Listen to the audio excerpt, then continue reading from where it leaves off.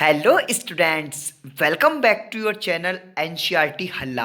और मैं हूं आपके साथ मिस्टर एमएस। तो देखिए, आज जो मैं आपके लिए लेकर आया हूं वो है आपके 9th क्लास की poem the road not taken. इसके जो पोएट है उन्होंने इस चैप्टर में जो जिंदगी है, जो हमारी लाइफ है, उसको बड़े ही एक अपने शब्दों में डिफाइन किया है। इन्होंने बताया है कि किस तरीके से हमारे जीवन में कभी कभी ऐसे मोड़ आ जाते हैं जहां पर हम लोगों को डिसीजन लेना बड़ा ही मुश्किल हो जाता है। तो यहाँ पे जो पोएट हैं उन्होंने दो रास्तों का इस्तेमाल करते हुए बताया है कि लेखक को किस तरीके से सही रास्ता चुनने के लिए बड़ी दिक्कत आती है। मतलब जिस तरीके से हमारे जीवन होता है, हमारी लाइफ होती है, हमें कभी कभी अपने जीवन में ये सोचना पड़ता है कि कौन सा रास्ता हम चुने जिससे हमारा फ्यूचर है वो सिक्योर हो सके। इसी तरीके से यहाँ पे जो पोएट है वो भी इसी तरीके से एक असमंजस में पड़ जाते हैं। तो देखते हैं poem. Two road diverged in a yellow wood. दो रोड डाइवर्स का मतलब होता है किसी एक पॉइंट से निकलना। तो दो रोड मतलब कि डाइवर्स हो रही हैं, मतलब कट रही हैं इन a yellow would. Yellow would मतलब एक पीला जो एक जंगल बताया गया है, ये उसको बताया गया है कि ये जो बात कर रहा है लेखक उस समय बात कर रहा है। मतलब एक ऑटम वाला एक फॉरेस्ट जो होता है, जब पतझड़ का मौसम होता है तो उस समय जो पेड़ होते हैं उनके पत्ते येलो हो जाते हैं। तो उस समय जो जंगल देखने में लगता है वो एक येलो टाइप लगता है, तो उसी को येलो वुड्स कह रहा है। तो ये कह रहा है लेखक, एक जंगल में, एक पीले जंगल में दो रोड जा रही हैं। And sorry I could not travel both. लेकिन उसे दुख है कि वो दोनों पर नहीं, अकेला नहीं जा सकता। भाई वो अकेला है, अकेला आदमी दोनों रोड पर नहीं जा सकता।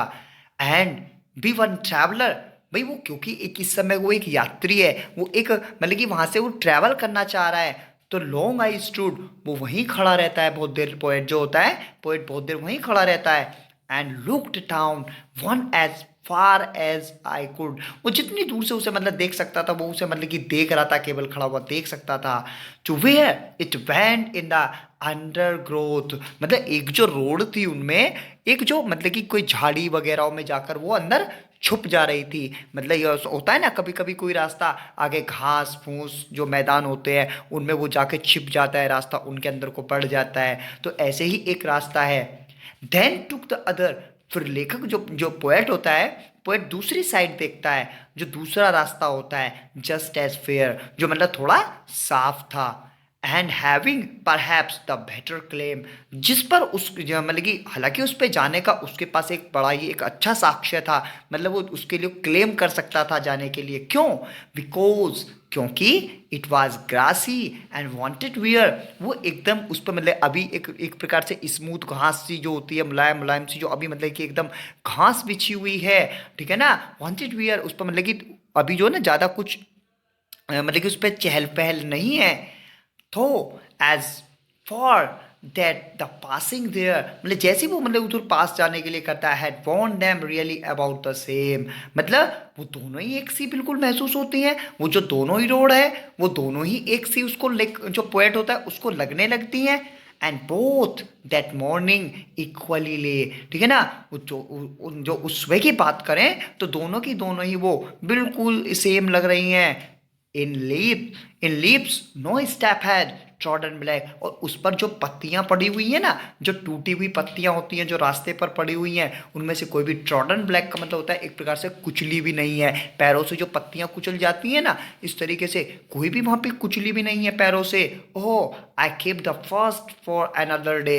अब लेखक ये सोचता है, जो वो मतलब कि जो रास्ता है ना, जो एकदम जो ग्रासी वाला है, जो घास वाला है, लेखक उससे जाने के लिए सोचता है, क्योंकि उस रोड पर ज़्यादा लोग नहीं गए हुए हैं। ये मैं आपको पीछे बात बताना भूल गया था, ठीक है ना। तो अब लेखक जब उस पर चल देता है तो इसको लगता है कि मैं जो ये दूसरा वाला रोड है ना, जो मतलब कि किसके, जो झाड़ियों में कोई घुस रहा है, मतलब कि जो झाड़ियों में कोई जो गायब हो रहा है, ठीक है ना, उसको जो है मतलब कि मैं कभी और किसी और दिन यूज करूंगा।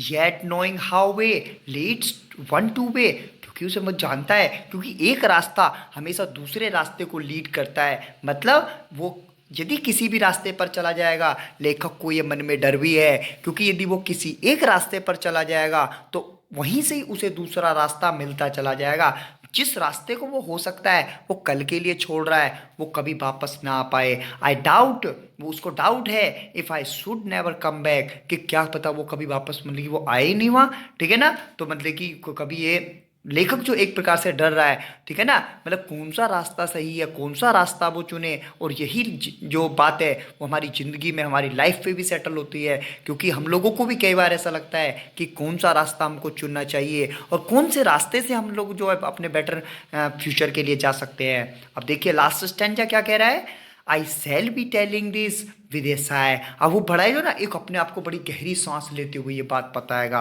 बताएगा, ठीक है ना, क्या कि somewhere ages and ages hence, जब को बहुत मतलब कि उम्र से उम्र बीत जाएंगी, two roads diverse in A woods, मतलब कि वो कहेगा कि जब दो, मतलब कि दो रोड जो एक जंगल में को जा रही थी, एंड और मैंने, I took the one less travelled by, और मैंने उस रोड को चुना जो जिस पर मतलब कि कम घास थी, मतलब जिस जो कम ट्रैवल की गई थी, घास नहीं सॉरी, कम ट्रैवल की गई थी, जिस पे लोग कम जाते थे, मैंने वो रोड चुनी, and that made all the difference. और आज मैं जो भी हूँ, जो मैंने ये सब अंतर किया है, ये मेरा वही डिसीजन था जो मैं पीछे करके आया हूँ।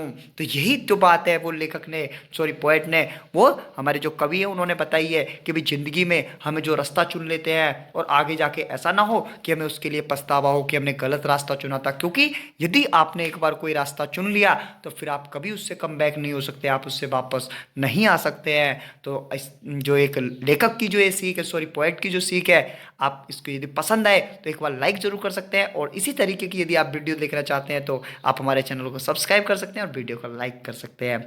तो दीजिए मिस्टर एम एस को इजाज़त, मिलते हैं नेक्स्ट वीडियो में, तब तक के लिए goodbye, thank you very much.